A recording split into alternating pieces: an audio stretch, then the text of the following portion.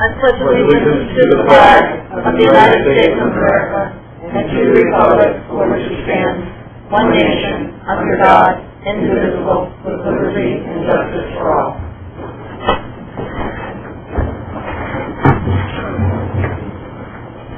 I'd like to welcome all of you to our regular March meeting. We established a quorum. We said the Pledge of Allegiance. Did you want to introduce any visitors? Sure. Martha Shoemaker from WFCT, Pat Fedor from WASA, welcome Rich Muckle from the RTM, and also, not a visitor, but new to this meeting, Joe Mancini, our new Director of Finance. Hi, Joe. So, welcome. Okay. Is there any public comment? No, it's going to be a quiet meeting. Okay, we're down to the consent agenda. We need a motion to approve the minutes from the February 25th, 2016 special meeting and the monthly expenditure report for February 2016. Those were enclosed in our packets. Amanda, is there a second? Second. She got that, Joyce? Amanda, and then either Craig or Lisa. Is there any discussion or any corrections or additions? Okay, all those in favor, please signify by saying aye. Aye. Anybody opposed? Okay, motion carried unanimously. Any reading or review correspondence received? None. Okay. Now we're down to superintendent's report. Sure, I want to recognize the artwork here in the board conference room as well as the hallway from the Friendship School students, which is a new addition this year. So we appreciate their hard work and creativity, for sure. This is Board Member Appreciation Month, so this is your opportunity to blush while I read a few comments as board members. As you know, the mission of public schools is to meet the diverse educational needs of all children and to empower them to become competent, productive contributors to society and an ever-changing world. You, as board members, serve a vital role in that mission. As school board members, you continue to demonstrate a strong commitment to children and believe that all children can be successful learners and that the best education is tailored to the individual needs of our children. You all work closely with parents, educational professionals, and other community members to create the educational vision we want for our students. You continue to ensure the structure that provides a solid foundation for our school system remains strong. As a Board of Education members, you are strong advocates for public education and are responsible for communicating the needs of our school district to the public and the public's expectations of our school district. I think I speak on behalf of the Waterford community when I say we are appreciative of all of your time, your effort, and thought you put into this role.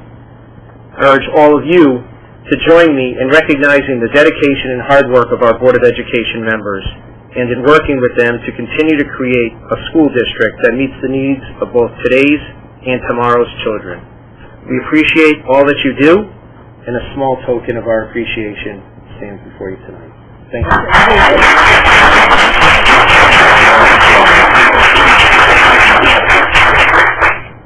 Thank you for those kind words. Well deserved. In my short time here, it's a high functioning board, and really put children at the center. So we appreciate all that you do. We have a short presentation tonight from Mr. Osman. As you know, Oswegatchie has been the recipient of 5 grants over the last 3 years to really promote the arts in the school.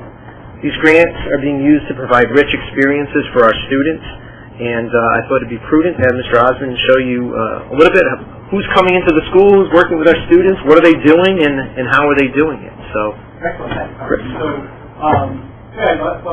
I'm happy to do an update, and it's really timely, actually, because on Tuesday I took them to one grant intent to apply due to the state. So with the state, like anything, you have to go through several steps. So first you have to apply that you intend to apply. So that was due Tuesday, and also the Barn Foundation grant was due on Tuesday morning as well. So that was just, actually, that link was to, if you notice that there's coming in some videos and songs that were up there that our 5th graders worked on with resident artists this year, where they wrote songs and did artwork around their westward expansion. So here's the grant awards. We started in 2013 and 14. with an Art Catalyst placemaking grant, which is a small grant through the state. Then we, the next year, applied for that again, and also the Barnes Foundation grant for $8,000. In this last year, we received $7,500 from the state and $8,000 from the Barnes Foundation. So the state grant goes through the Department of Economic and Community Development, Office of the Arts. So you have to apply through there, and they kind of change the rules every year. And although we filed the intent to apply for this year, I'm not really sure about what that funding is going to look like. The great thing is with this grant last year, the Arts Learning Grant, with limited state funding, we were one of a handful of schools that received after that Arts Learning Grant. The Barnes Foundation grant as well, and it's one that's been only available for about 8 schools around the state. So we've done very well with that. Because of that, too, and you'll see in the later slides with our 4th grade, we're also invited by the Office of the Arts in the state and the State Department of Education and the Connecticut Freedom Trail Project to participate in one of the pilot schools to participate in the Connecticut Freedom Trail Project. So this year our 4th graders actually have expanded that residency to bring in not only one resident artist but 2, and to work in to the Amistad, to the 16th Court, and some other places. So that's really exciting. We were one of only, again, 8 schools in the state that was invited to participate in that. So proposed for next year is the Barnes grant requested $8,000. Again, that's pretty typical as far as what they give. And then from the state for $8,500, which is an increase when they asked for $1,000 to have more and more staff who are interested in actually attending some of the training. So that would cover that.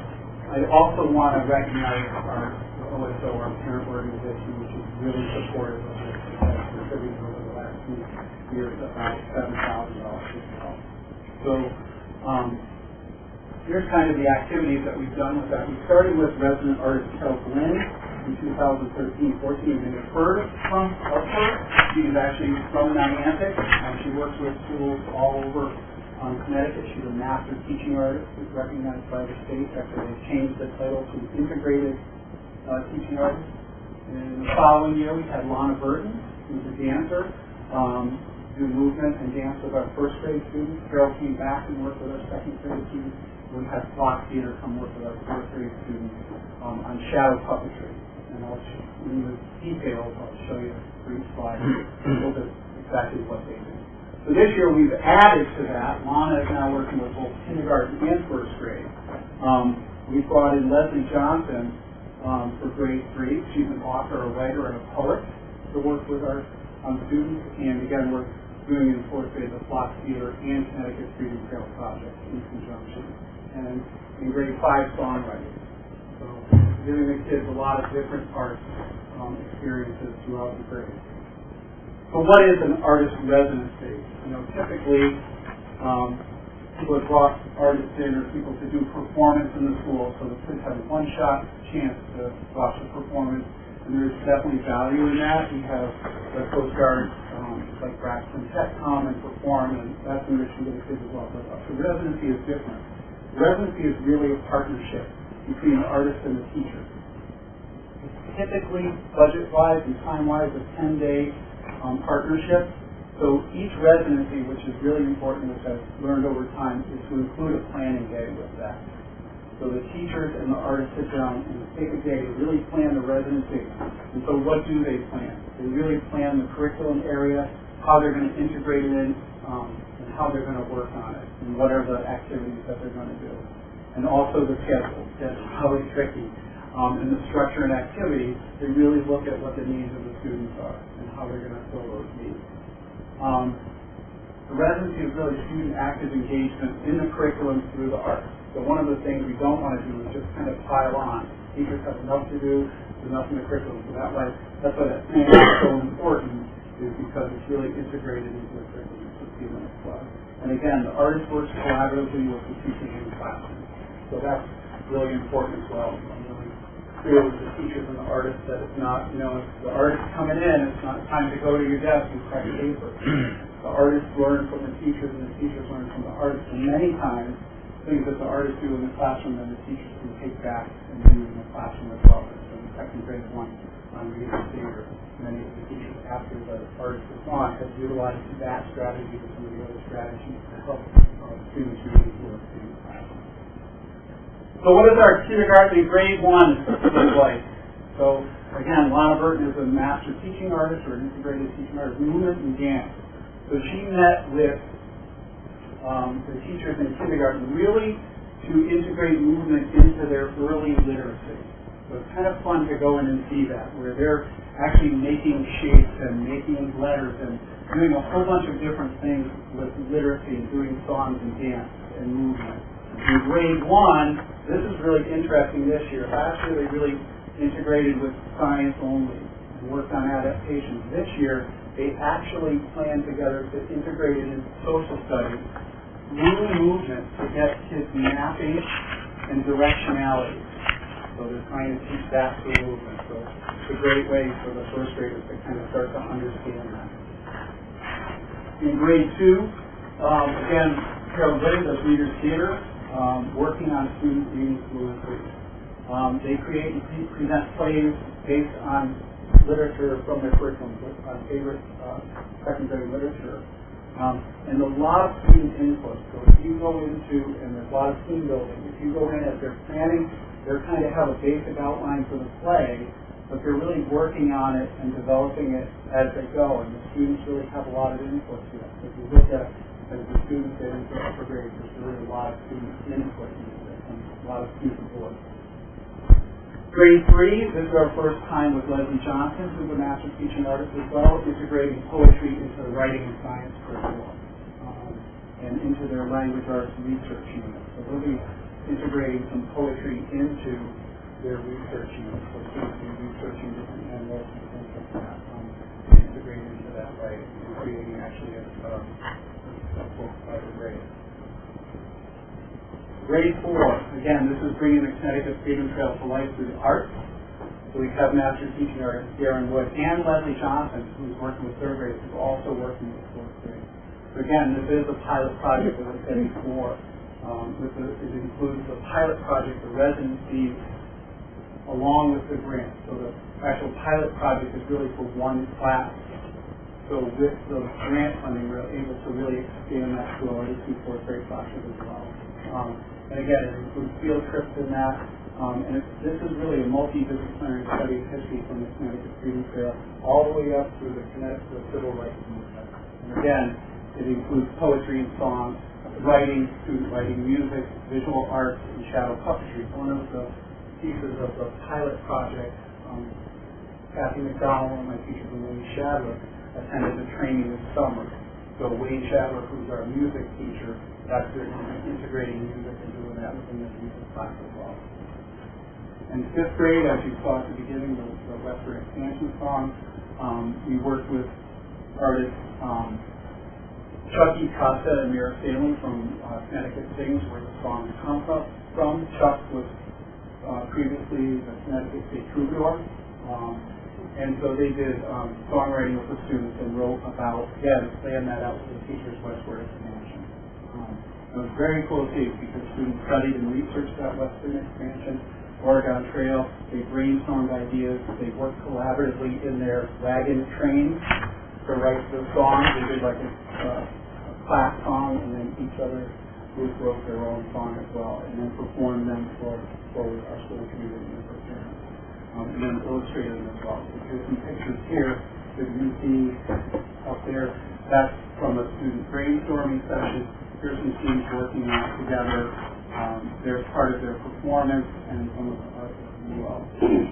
The other thing that's funded in the grant is to be able to send people to the training. And again, through that project, Wayne Shadler and Kathy McDowell went and really received training, and part of their day was specific to the Connecticut Freedom Trail project. So 2 years ago, we had 2 staff members attend. Last year, we had 4 who attended. And it's really a week-long professional development, a lot of training and workshops, integrating arts in the curriculum, how to engage students, And again, speakers last year were Diana Wenzel, Heidi Case Jacobs, who was a world-renowned educational leader, and then poet Taylor Molly. So that's us with that's Taylor Molly, and who's our community poetry. He's gone viral on social media.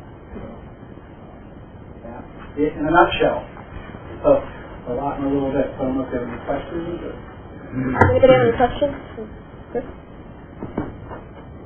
Great job. Thank you so much. Thank you for the good work going on. Thank you. Obviously, professional development remains a high priority for the board. We did have our last full day of PD last Friday, March 11th. Craig, if you want to provide just a little update on how that day went. You can see the array of workshops that went on from regional PD, elementary, middle, and high.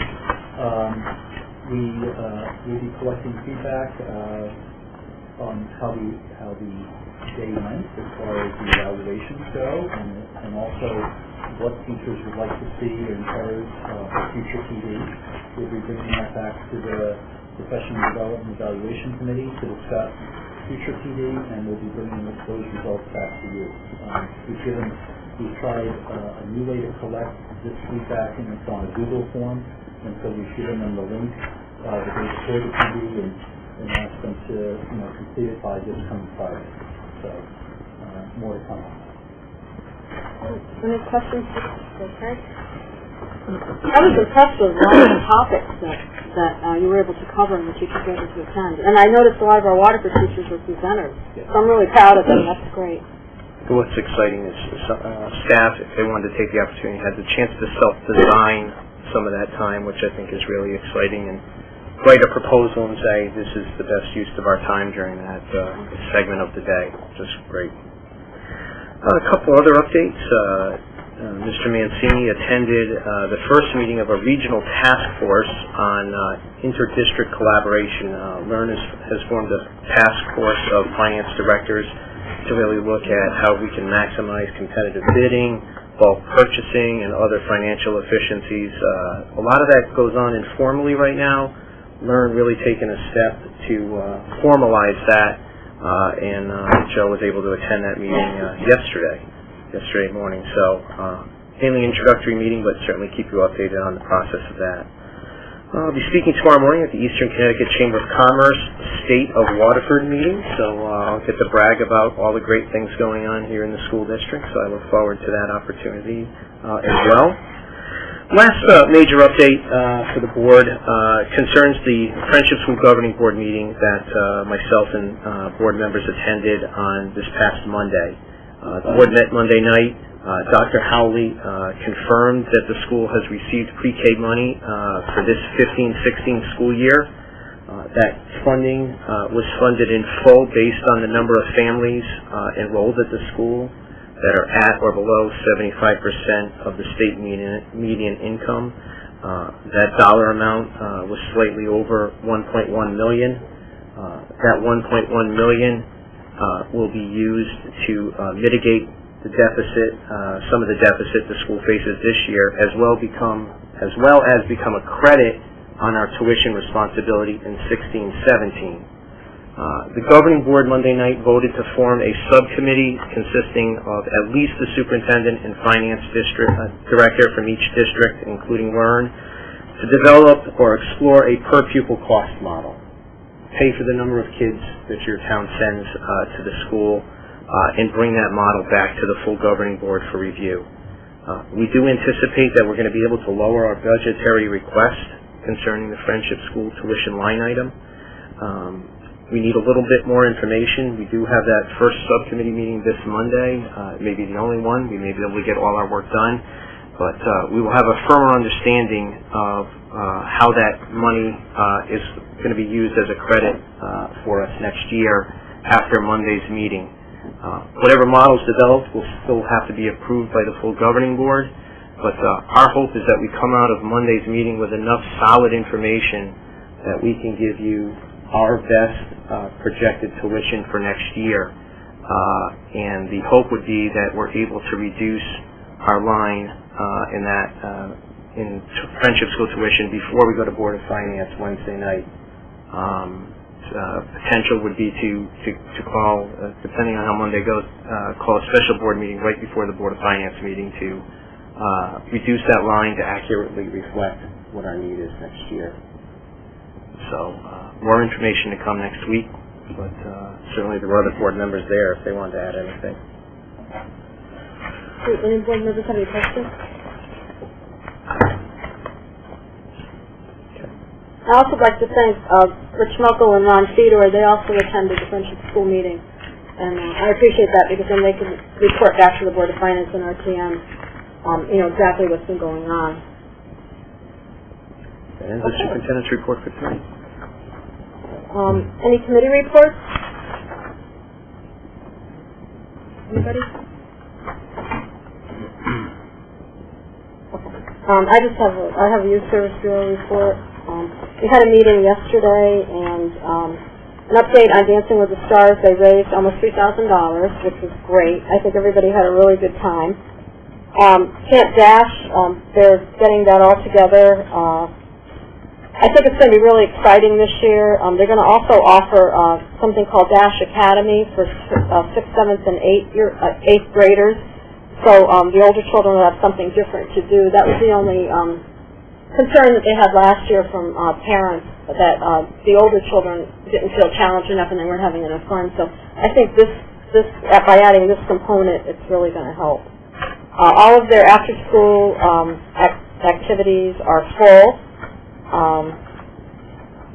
They have homework helpers, and that's going to start up again after vacation on Tuesdays and Wednesdays.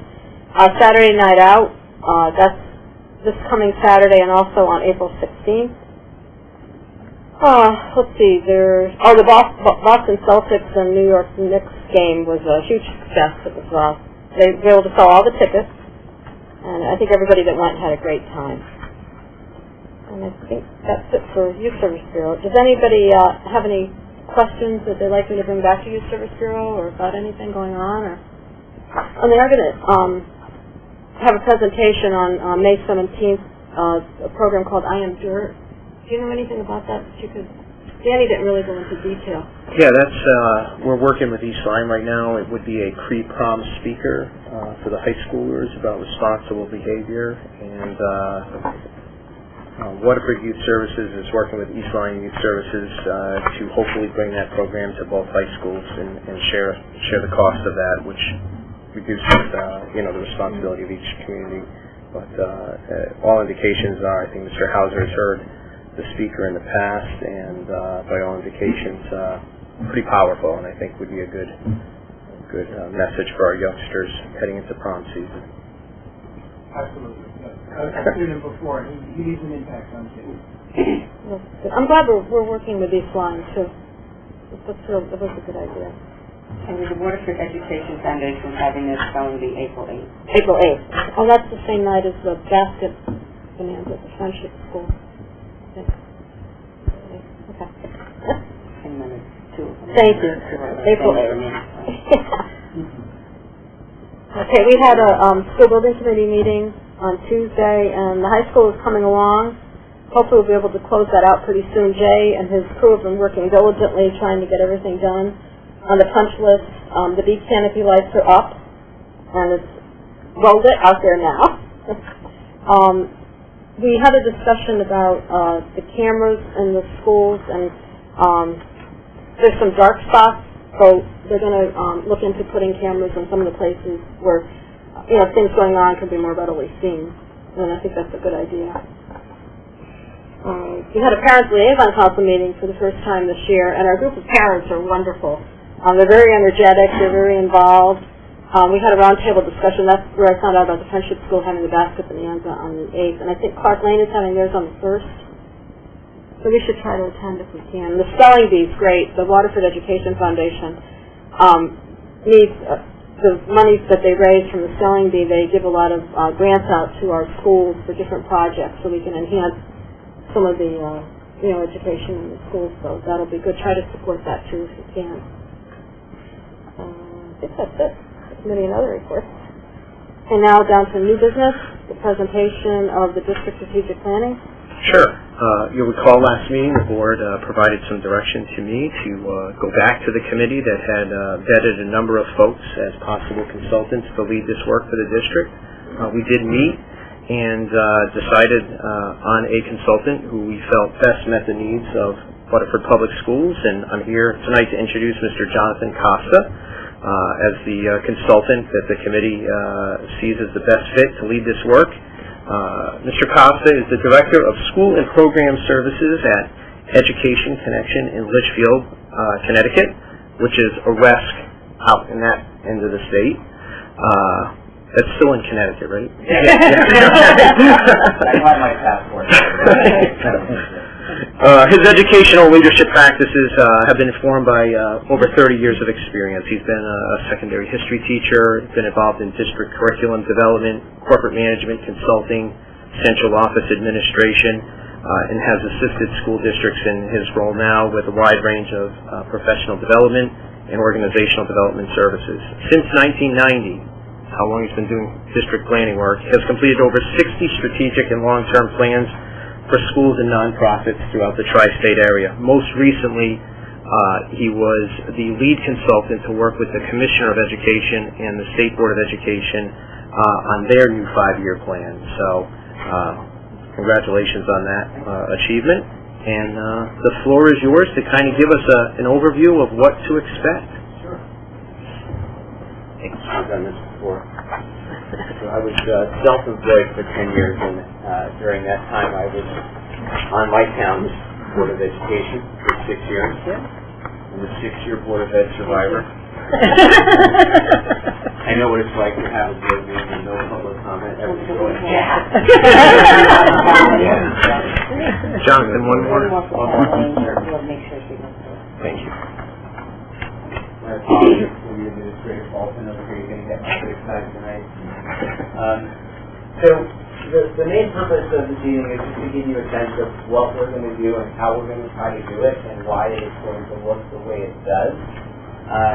That's me, and that's how to see my stuff. On this SlideShare site, and you have that in your slides, there are hundreds of different slides related to this planning effort and to the other work that if you're interested, you can go and actually, for a cure for insomnia, you could download all of these slides and look at them at your own leisure.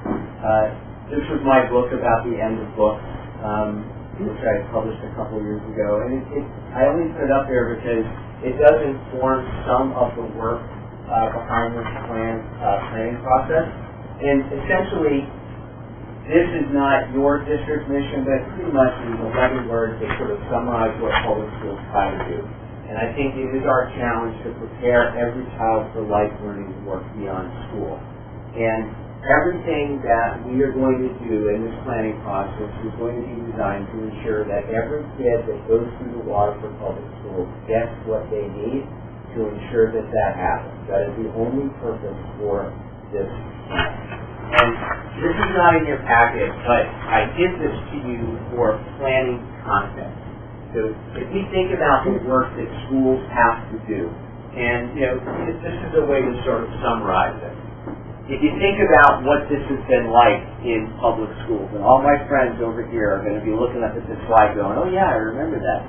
Before 1986, I used that date intentionally because I was already teaching in public school, had my contract with 5 figures, and remember what happened in 1986? What legislation we passed in Connecticut? That was the year of the Enhancement Act, right? So before 1986, teachers basically did whatever they wanted because everybody felt sorry for them. They were poor, and no one had high expectations for them. It was all fair and well done. In 1986, we passed the Enhancement Act, and we see the beginning, right in this period, of the start of the standards movement. There's discussion about how we're not clear enough about what we want kids to do. We have to get on the same page. So we see standards, we see them emerging, and it culminates in 2001 with the largest federal intrusion into local education in the history of our country, No Child Left Behind. And that was when it was, okay, we spent all this time developing these standards, and we made a big mistake when we did that too, by the way, because we let all the content people go off on their own unsupervised and come back and tell everyone else what everyone should know about their content area. If you put it together, you couldn't learn it all in 50 years of public school. That's a whole other story. So we get No Child Left Behind, we get testing for all, we get accountability for all, and by 2014 we were all going to be proficient. And around 2012 we started to see, oh boy, you know what? That isn't working. So we do what we do best when we're in the legislature. We look at things that aren't working and we decide to do more of it. So we passed in Connecticut Public Act 12-116, which essentially doubled down on standards. Not only testing every child every year, but grading every teacher every year, grading every school every year, grading every district every year. We're going to lose weight by making you weigh yourself every morning. I mean, that's basically what it was.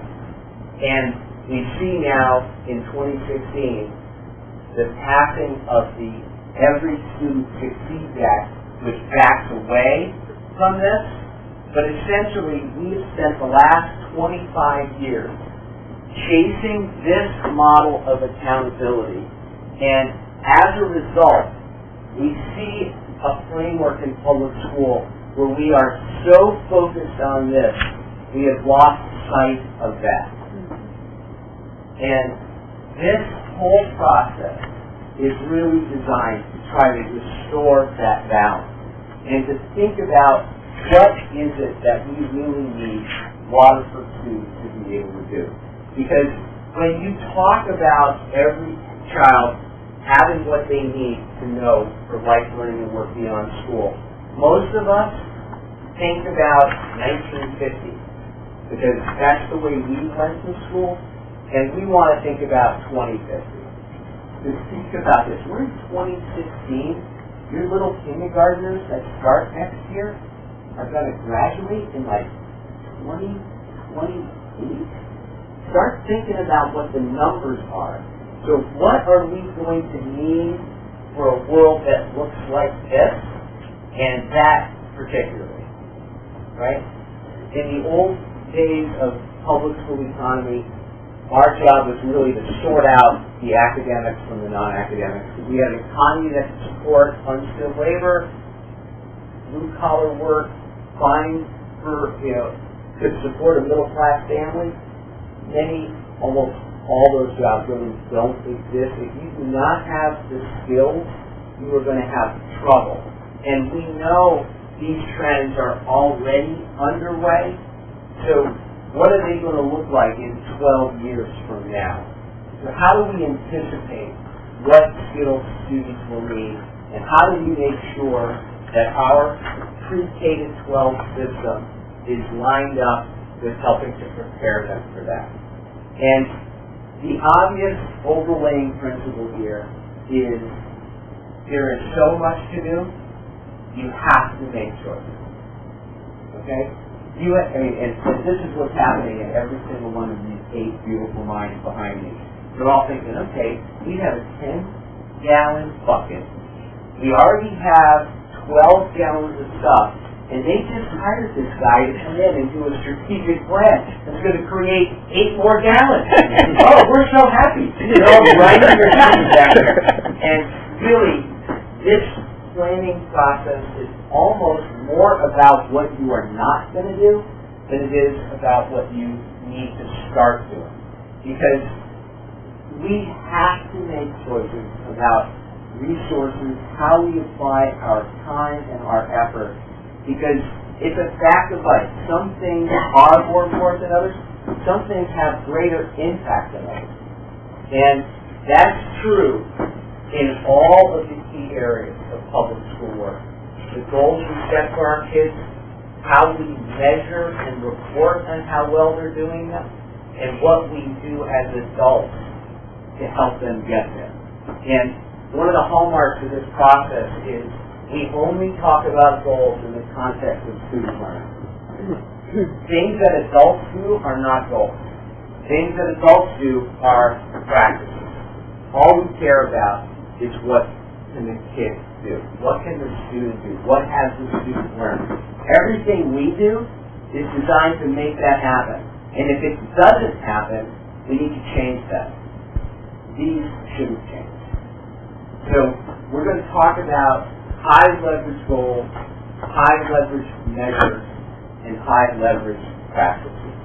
And this is a really interesting process because there are things in state standards and there are 21st century skills that have a dramatic overlap. So when we talk about what students need to be successful in 2020, there is a high degree of alignment on what people believe the answers to those questions are. And what you decide they will be what Waterford decides them to be. These are just examples. But in that realm, if you really are focused on those things, then what do you do to measure them and to make sure kids have them? And this is really one of the key gaps that we seek to close during this activity. Because when we start this planning process, we'll go through and you'll identify for Waterford what those things are. Then the next question is, okay, as a board, when was the last time you discussed how well all of the students in Waterford were at critical and creative thinking? Or how well do they all do on making an argument based on evidence? This is about putting your assessment money where your values are. Are you collecting data on the things that matter most to you? And are we focused on doing the things in the classroom that matter most to kids? Do you use the CCT rubric in Waterford? So, in an amazing feat of reduction, the CCT, the Common Core Teaching in Connecticut, has 55 indicators. We had them reduce it to 10, and yet, even in that realm, there are 3 indicators of those 10 that if you can't do as a teacher, I really can't use you. So, wouldn't it be interesting, instead of collecting superficial data on 10 things, we collected really meaningful data on 3? And this is the kind of thought process we're going to try to go through. What are the things that matter most? Student skills, teacher practices, assessment measures that matter most, and how do we create a system that supports them? On the instructional side, right, this is just an example. I was a history teacher for 6 years. I gave this lesson more times than I really care to admit. Right? Each chapter, get ready, answer the review question. If you look at the 4 critical skills that were 2 slides back, making arguments based on evidence, critical and creative thinking, communication, collaboration, and problem solving, if I'm learning about the Boston Massacre through this process, I'm learning about the content while I practice those skills. So, this is not about deciding that skills are more important than content or that content doesn't matter. It's about making sure you get the content and you have the time to apply them in authentic context and develop those skills at the same time. So kids learn what they need to learn from a content standpoint, but they can use them and apply them in a way that helps them move beyond what their hopes are for themselves. They have the skills they need to make choices when they leave the school. And making those connections are critical, but it doesn't stop there, because if you can't connect them beyond the classroom, you have a problem. So in the classroom, we have student goals, measures, and instructional practices, just like we discussed. But we also have adults setting goals. And we have measures of adult success. And we have professional learning practices for adults. It's the same thing, just at the adult level. And then every year, we set building goals and district goals. And we have organizational measures, and we have system-wide learning practices. Are they connected? Are they connected? And this is where the coherence part comes from. So it's not enough to have goals for kids and measures for kids and have good teaching. You have to connect that to what the adults are doing and connect that to what the schools and the district are doing. That's what creates that K through 12 coherent continuum. And you have a role as well. So you're on the same page with goals, measures, and practices. Your leadership having that focus, but there's more to it than that. Is the community with it? Do your policy and regs support your vision of instruction and the skills that you want for kids? And do your budgets line up and support it as well? So the whole assumption for this process has just been laid out. And the whole idea, I'm a dog person, but I really love this cartoon. Right? The whole idea here is to take the traditional strategic planning process and basically flip it on its head. So in traditional strategic planning, we go out and we go Christmas shopping, right? Everybody's on the team, everybody gets a goal, we come back, we've got this beautiful thing, ornaments all over the tree, you can't afford it, nothing happens. So what we do instead is create a process very much like what I'm sure our friends on the practical side understand, backwards design. So if you're doing backwards design as a teaching practice, you decide what you want the kids to do, and what it would look like if they were successful, and you design a method to help get there. These are the 4 outcomes for your strategic plan. We start with the end in mind. You will identify, define, and commit to supporting those critical student learning goals that represent what Waterford wants most for its students before they leave you. You will commit to an instructional and adult learning environment that supports those skills and are tied to them. So if you want critical thinking, we need to see critical thinking. You want problem solving, we should see kids solving problems. And we're going to have measures and accountability aligned with that. How well are we critically thinking? How well are we solving problems? How well are we teaching to those things in our classrooms? And you will have organizational systems to support it. So we know what the outcomes are. My whole process is, what's the gap between that and where you are right now? And the plan, the strategies are simply to close the gap. So every district enters this process with the same outcomes, but every district is at a different place. So you will come from where you are and develop strategies to close the gap between your current practice and this. And I am sure you are doing many of these things in different places. The idea is, over time, to make sure they're happening in all of the places. So no kid can go through the continuum and leave without the things that you've committed to having them get when they're with you. Start with what you're doing tonight, really, committing to the principles of coherence plan. We're going to agree that you have to focus and connect those systems and stay coherent. We build on your mission. We use the high school's academic expectations as a framework, but we drill down to those most critical high-leverage skills. We then do the data scan. Where are we based on those outcomes in our current practice? We decide what the gaps are, and then we create plans to close the gaps.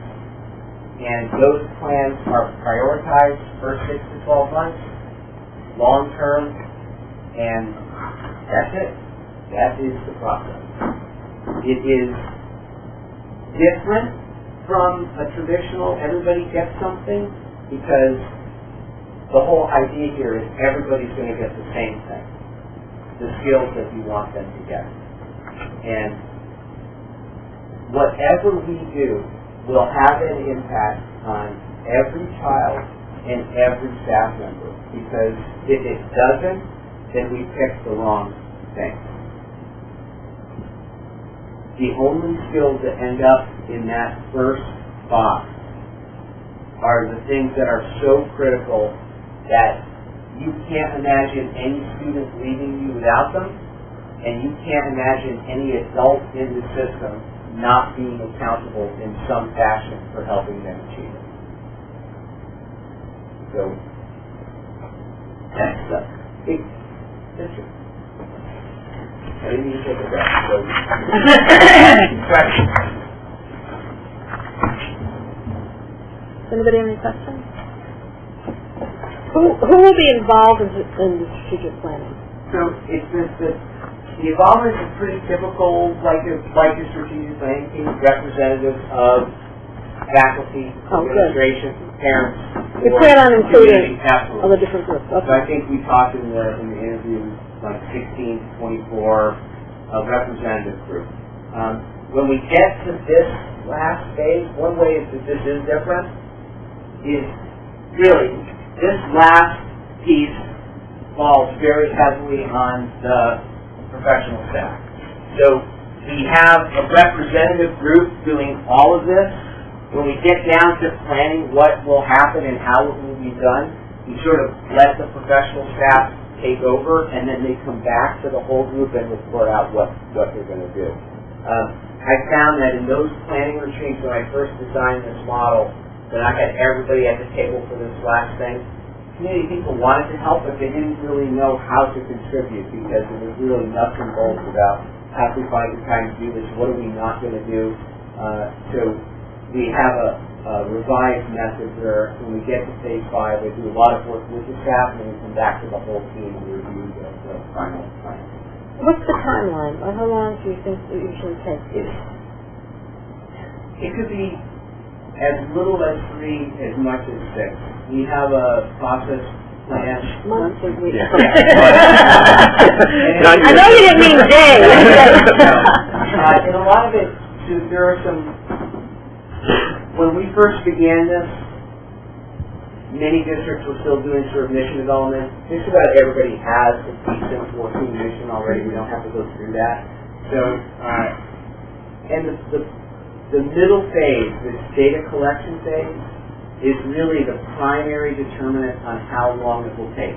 Some districts like to do a lot of community engagement in that phase. So let's go out and talk. We have 6 skills that we think we want to focus on. Let's get an idea from the community where they think their priorities are. A general survey around the state of the schools. One of the data collection teams is sort of just what's the state of affairs in the community. So how much community involvement you want to build into phase 2 extends or contracts the timeline, and also the cost. You know, the more involvement you have, the longer it takes. It costs more, but that's a determining factor. So 3 to 6 months, our plan is to have you have the gap solution strategies in time for your next year's budget deliberation. So goals by middle of the year at the latest, December, in that time frame. Any other questions? Amanda? If I recollect in recent years, there was sort of a school climate, or I think I remember Yes, school as a climate parent is in the part district. You have to do those. So we have recently, not too long ago. Last spring, and Yep. we're doing one this spring. Okay, awesome. And Team 5 can use your existing data as part of their deliberation. So You don't need to recreate anything.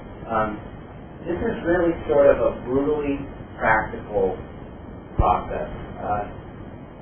Some folks have been in work that I have done. I just am too old. I'm not patient anymore. We're not going to do a lot of navel gazing. We're going to think about what has to happen, and we're going to make choices around what kinds of practice get us the biggest return on our investment. And I think it's hard for educators. We hate to say no, We hate to actually make judgments around, this was a good idea once, it's not anymore, or I appreciate the fact that you work really hard at this, but if you work half as hard as that, you'd get farther down the road. So how do you make those decisions collectively and create plans that actually shift practice to make that happen? I'm assuming that you don't have any more money next year than you have this year. This is basically a zero-sum thing. You should be able to do everything that comes out of this, with the possible exception of technology infrastructure, with the funds you have right now. This is not going to be, let's go out on a shopping spree. This is, you have a budget, you have constraints. How can you get more out of what you have based on what you've all agreed are the most important things that you need to do? Good, thank you. Sure. Anybody else? We're all set. I think what excited the team about Mr. Costa's approach is exactly what he outlined. The clear, definitive process. We know the outcomes that we're striving for. It's student learning focused. We're not going to be talking about buildings and this and that and the other. It's really student learning focused, so very exciting. Thank you so much for being here. Thank you. Appreciate it. We're looking forward to working with you. Thank you. Look forward to getting here. Thank the committee for that. Absolutely. I think, all the committee is here, so Thank you. Kathy Valone was on the committee, Martha, myself, Craig, did I miss anything? Pat. Good choice. Who works out you were on the committee? Okay, now we're moving on to first reading of policy. So the first policy up is policy that we've had since 2003, Equal Opportunity Plan. In reviewing it, it is really out of date and duplicative of our non-discrimination policies that we have adopted in 2013. And so I've attached the non-discrimination policies that we have that are current, and we're recommending that the policy actually get deleted from our policy manual, which is not often a topic that we have here. All right. Do we need a motion on that? If you would Yes. like Only if we decide to do it. Any discussion? First we need a motion, then we'll discuss. Is there a motion to delete? So moved. Second.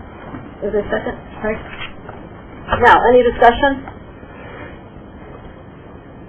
Okay. All those in favor, please signify by saying aye. Aye. Anybody opposed? Okay, motion carried. And the next three are kind of health-related and kind of clustering policies. The first one is administering medication.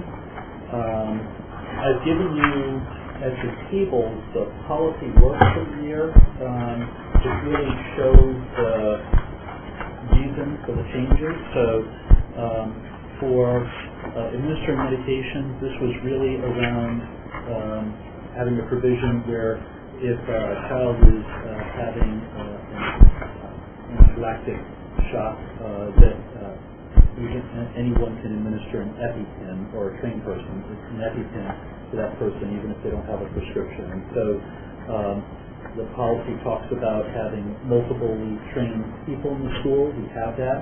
Our teaching assistant principal and principals are, our coaches are, and so at our secondary level we have a team of people. In our elementary level we have several people that are trained. We've talked at the BNA about acquiring additional EpiPens, especially in our schools with multiple floors, and so that will be instituted in this summer, but we have them at hand in the nurse's office right now. So those are the big changes to the policy. If you have any questions, I'll be happy to answer them. Does anybody have any questions about those policies? Well, I just have Kevin? just one question. I was reading through it on 5141.21C, when we're talking about occupational therapists, physical therapists, and we put down that needs a therapist employed full-time by the local board or regional board. Is there a reason why we say full-time? What if we were in a situation where we only had a part-time? So these are the people who would be qualified to administer the EpiPen. Our physical therapists, if they were less than full-time, they might be a contracted service, so they might not be our employee, they might be a vendor, and for that reason we wouldn't put that burden on a contracted service. But if we had people under a full-time contract, then there are employees, so we can expect that of them. Right, I just needed the clarification on that, that's all. So. Any other comments or questions?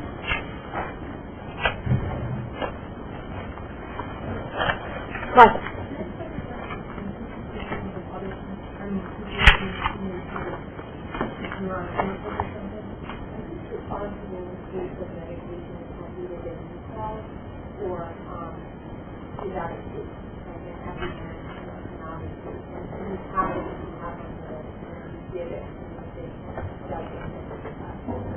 So the procedures would be that it's checked monthly, and our nurse is ultimately responsible for the due dates. And really, I've really vetted this through not only DNA, but works with the high school nurse primarily to be the gatekeeper and then spread the word out to all nurses. So I would think that we have enough protocols in place to prevent an expired medicine from getting on a field trip. So I'm not sure how else to answer that question. I know there was a few comments with attitude. Sure. And there's still Okay. Check in on that specific. Thank you. Okay, anything else? Okay, we don't have to have a vote on these policies because it was the first reading. Correct. So the next policy is on health assessments and immunization. The recent change to the legislation included requirements for religious exemption in immunization, and we have limited our people who can give that kind of notification or attestation of the exemption to everything on the list that the state is saying except our own nurses. We thought that putting our own nurses exempting kids when they're supposed to be following up with that, it wasn't required, it was just an optional list. And so people who can do that, and we have the regulation for that opt-out, would be judges, notary publics,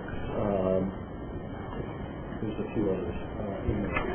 We would still be, our first line would be to try to get all kids immunized, and if they're currently, if we had parents who have either medically fragile kids who are having needs some extra time with immunizations, then we have our medical advisor consult on those cases. And if we have parents who have been opting out, we've really had our medical advisors talking to the parents, but with this new rule, then they could opt out. So this also has been checked through the DNA as well as our own legal counsel. Question? Rick? Just a comment. Is this word acknowledged? Under 5141.33, is that something that the legislature because when you acknowledge something, all you're suggesting is acknowledgement. And only asking is to sign a statement that they don't feel like you need. That's correct. Which is different this, you found this is the true reduction in ICU. So we took, the shipment agreement took this really from the state statute, and the list was paid through G. All I'm saying is the state is really, whether or not it's acknowledged, you know then to get the actual person. You're not giving any deeper insight into the practice of the That's correct. This is for religious exemption. Well, you still have to go to the state and you're relying on it, it's not giving them the choice that it is.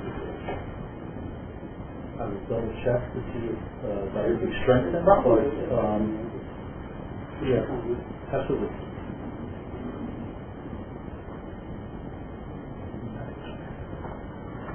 Martha? Guardian.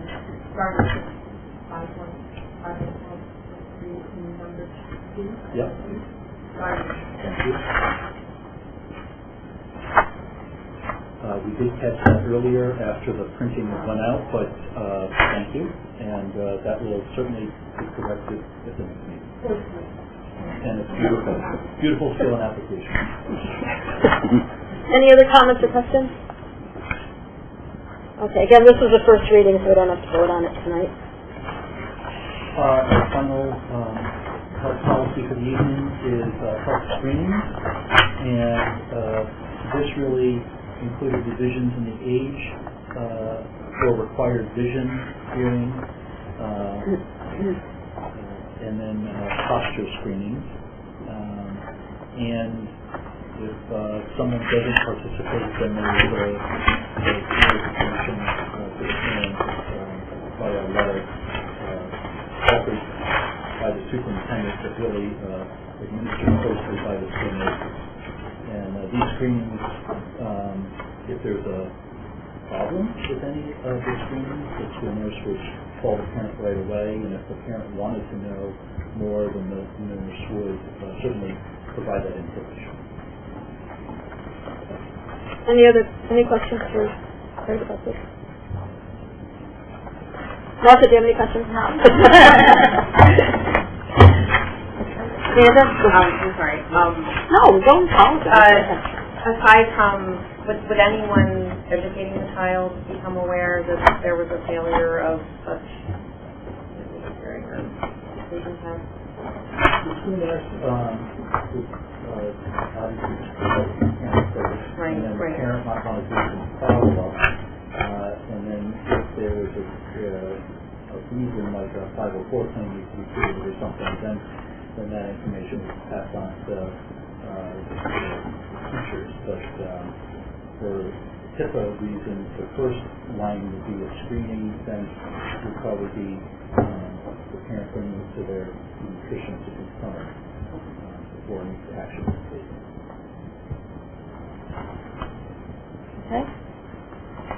All right, this is another first reading, so we don't have to vote on it tonight. And that brings us to... Motion to adjourn? Second. Any discussion? Okay, all those in favor, please signify by saying aye. Aye. Anybody opposed? Thank you for coming, everybody. Thank you very much.